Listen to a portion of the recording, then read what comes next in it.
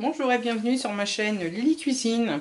Pour aujourd'hui, on va faire une tarte Biancolate. On aura besoin d'un moule de 22 à 24 cm. On aura besoin d'une pâte sablée, je vous mettrai le lien pour la réaliser. On va réaliser une crème. On aura besoin du lait, de la fécule de maïs, du sucre en poudre, du chocolat blanc pâtissier et un peu de vanille, donc soit en poudre soit liquide. Aussi, si vous n'avez pas, vous pouvez mettre aussi du sucre vanillé. Sur un plan de travail, on va venir mettre de la farine. Donc là, j'ai graissé mon moule. Donc là, la pâte, je l'avais mise 1 heure au frigo.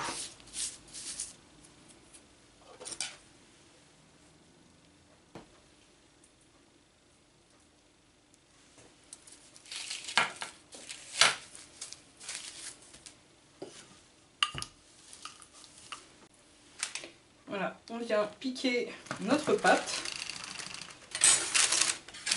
Et on va réserver au frais le temps de faire le restant.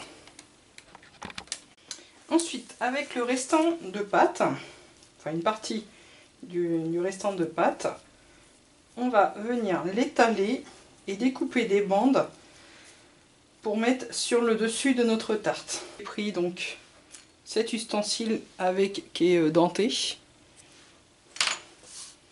Donc là, je vais étaler ma pâte.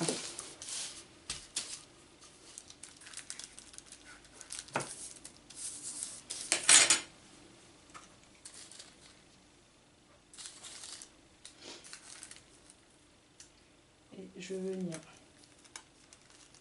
découper des bandes.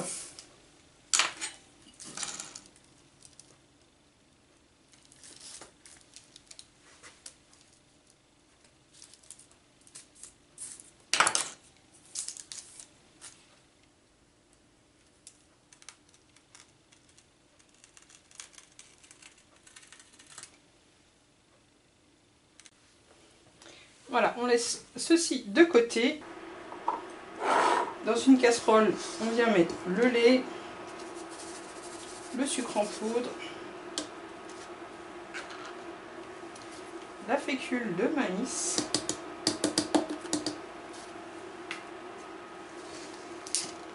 et un petit peu de vanille en poudre. On vient fouetter ceci. Puis on vient cuire ceci sur un feu doux jusqu'à épaississement de la crème. Voilà, la crème elle commence à épaissir. On remélange. Là, il y a des petits cratères qui se forment. On va mélanger pendant encore 1 minute. Puis on coupe le feu et on vient ajouter nos carrés de chocolat blanc pâtissier.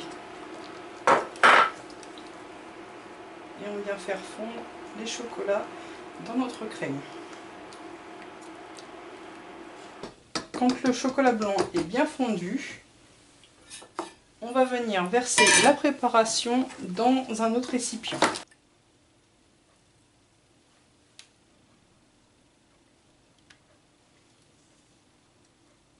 Voilà, on va laisser refroidir notre crème.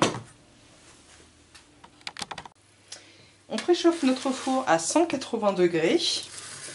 Puis on va maintenant mettre notre crème sur notre pâte. Donc la crème est froide.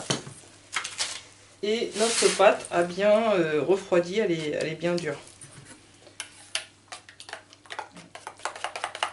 On remélange un peu notre crème. Donc je l'ai laissé à température ambiante.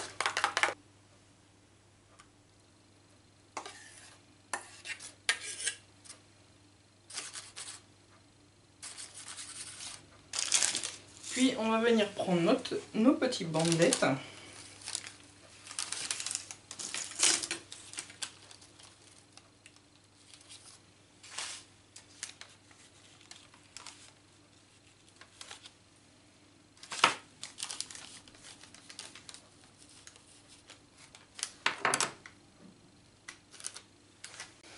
Voilà, comme ceci. Donc on peut mettre un petit coup de dorure par-dessus et tourner ceci pendant environ 30 minutes à 180 degrés.